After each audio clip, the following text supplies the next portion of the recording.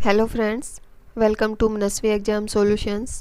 Friends, आज जो topic हम डिस्कस करने वाले हैं वो है कंसेप्चुअल नॉलेज, संकल्पनात्मक ज्ञान। ये जेबीटी फर्स्ट ईयर में मैथमेटिक्स का जो एग्ज़ाम है उसमें फर्स्ट यूनिट का टॉपिक है। इससे पहले what is mathematics, nature of mathematics को हम डिस्कस कर चुके हैं। यदि आप देखना चाहें तो उस वीडियो को देख सकते हैं।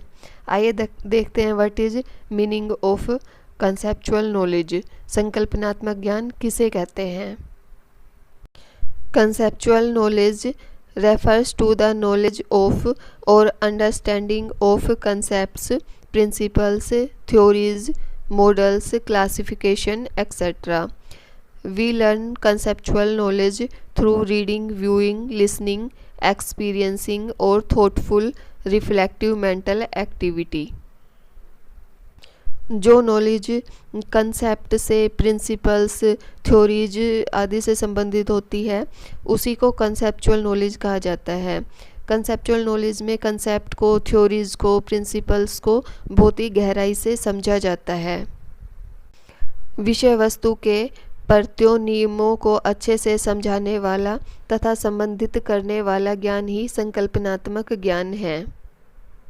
कोई भी जो सब्जेक्ट मैटर है उसमें जो कंसेप्ट्स होते हैं, जो रूल होते हैं, जो प्रिंसिपल्स होते हैं, उनको अच्छे से समझाने वाला और जो कंसेप्ट में आपस में क्या रिलेशन है ये बताने वाला ज्ञान ही संकल्पनात्मक ज्ञान या कंसेप्चुअल नॉलेज कहलाता है। फॉर एग्जाम्पल, क्षेत्रफल का क्या मतलब है कि what is meaning of area, addition किसे कहते हैं, सर्वांग समता का क्या मीनिंग है। तो इस तरह की जो नॉलेज होती है उसको कंसेप्चुअल नॉलेज कहा जाता है। कंसेप्चुअल नॉलेज प्राप्त करने के लिए कंसेप्ट की समझ होना जरूरी है। प्रश्नों को बार बार रटने से या दोहराने से संकल्पनात्मक ज्ञान प्राप्त नहीं होता है।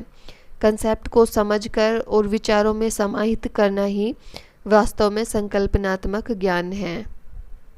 कंसेप्चुअल नॉलेज में जो सब्जेक्ट मैटर होता है, जो विषय वस्तु होती है, वो ideas, terminology, formulas, facts, vocabulary, concepts, models, definitions और थ्योरीज आदि होते हैं।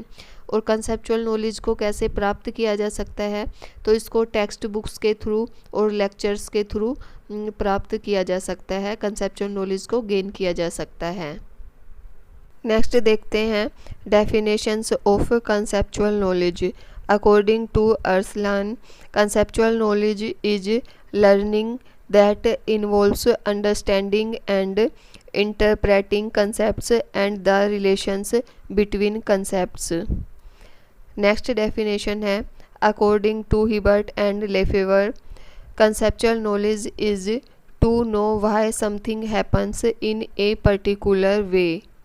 नेक्स्ट देखते हैं करैक्टरिस्टिक्स ऑफ कंसेप्चुअल नॉलेज, संकल्पनात्मक ज्ञान की क्या विशेषताएं होती है। इसमें फर्स्ट है डीप नॉलेज, कंसेप्ट की या नियमों की डीप नॉलेज होना ही संकल्पनात्मक ज्ञान कहलाता है। फॉर एग्जांपल, आपको क्षेत्रफल निकालने का फॉर्मूला पता है तो आप फॉर्मूले का यूज करके क्षेत्रफल या एरिया निकाल लेते हैं, लेकिन आपको ये नहीं पता कि क्षेत्रफल कहते किसे हैं। तो डीप नॉलेज के लिए आपको ये भी पता होना ज़रूरी है कि क्षेत्रफल या एरिया का क्या मीनिंग होता है। नेक्स्ट है रिलेटिंग कंसेप्ट्स, प्रत्यों में संबंध। मैथमेटिक्स में जो कंसेप्ट होते हैं उनमें आपस में रिलेशन होता है और इन रिलेशन को समझने के लिए कंसेप्चुअल नॉलेज का होना ज़रूरी है। नेक्स्ट है वेरियस फॉर्म्स, विभिन्न रूप।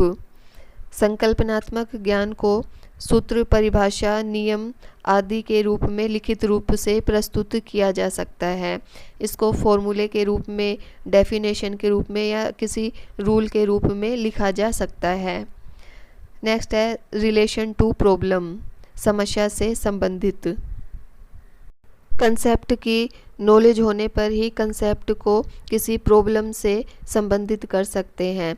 किसी कंसेप्ट का जो रिलेशन होता है वो बहुत सारी गणितीय समस्याओं से हो सकता है और एक ही कंसेप्ट से बहुत सारी समस्याओं को हल किया जा सकता है। नेक्स्ट है रिलेटिंग टू एग्जाम्पल्स, उदाहरणों से संबंधित। पूर्ण रूप से संकल्पनात्मक ज्ञान होने पर ही उसे विभिन्न उदाहरणों से संबंधित किया जा सकता है। जो कंसेप्ट है उससे संबंधित नए नए उदाहरण दिए जा सकते हैं। नेक्स्ट है रिलेशन एंड एनालिसिस, संबंध तथा विश्लेषण। कंसेप्चुअल नॉलेज में जो कंसेप्ट्स होते हैं उनमें आपस में क्या रिलेशन है ये देखा जा सकता है। जो कंसेप्ट होते हैं उनका एनालिसिस किया जा सकता है और उनको लिखकर व्यक्त किया जा सकता है। उनको फॉर्मूले के रूप में या किसी थ्योरम्स के रूप में लिखा जा सकता है। इस वीडियो में हमने कंसेप्चुअल नॉलेज या संकल्पनात्मक ज्ञान को डिस्कस किया। आई होप ये वीडियो आपके लिए हेल्पफुल होगी। कमेंट बॉक्स में कमेंट करके बताइए आपको ये वीडियो कैसी लगी। यदि वीडियो हेल्पफुल लगी हो तो इसे लाइक कीजिए, शेयर कीजिए and for more educational videos मेरे चैनल को सब्सक्राइब कीजिए और साथ में बेल भी प्रेस कीजिए ताकि आगे आने वाली वीडियो का नोटिफिकेशन भी आपको मिलता रहे। Thanks for watching my video.